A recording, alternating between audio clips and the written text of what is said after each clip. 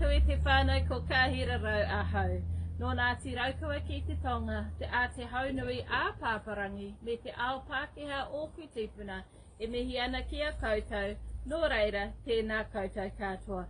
Nau mai haere mai ki tēnei wānanga, Ngā Hau e whā. I guarantee you it's going to be the best decision you've ever made, and I'm glad that I've made that decision. I've been able to go back to the beginning, back to the foundations, learning or relearning what I thought I already knew and building upon that.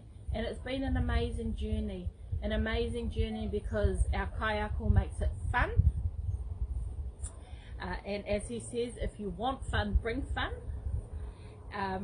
He encourages us to make mistakes, and this is a safe place to make them, because through making mistakes we learn correctly.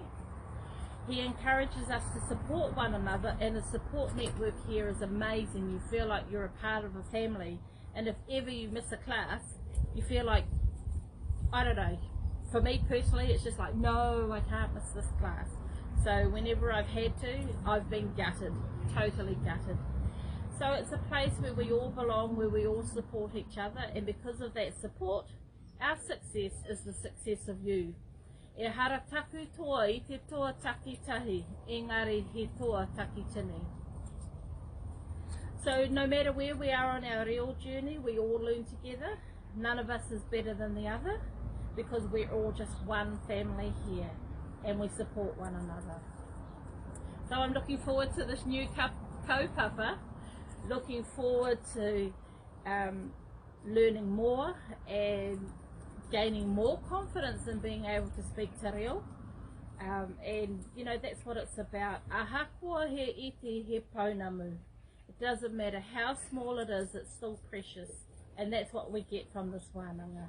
So nō reira i te whānau, kia kaha ki te ako i te reo Māori, kia kaha ki te kōrero i te reo rangatira, Aoitepö. Nō reira, tēnā koutou, tēnā koutou, tēnā kātou katoa. He aroha, he whakapono, me te rangi mari e tātou tātou e. He tangata ke mātou, he tangata ke tātou, engari i tēnei wā tātou tātou e.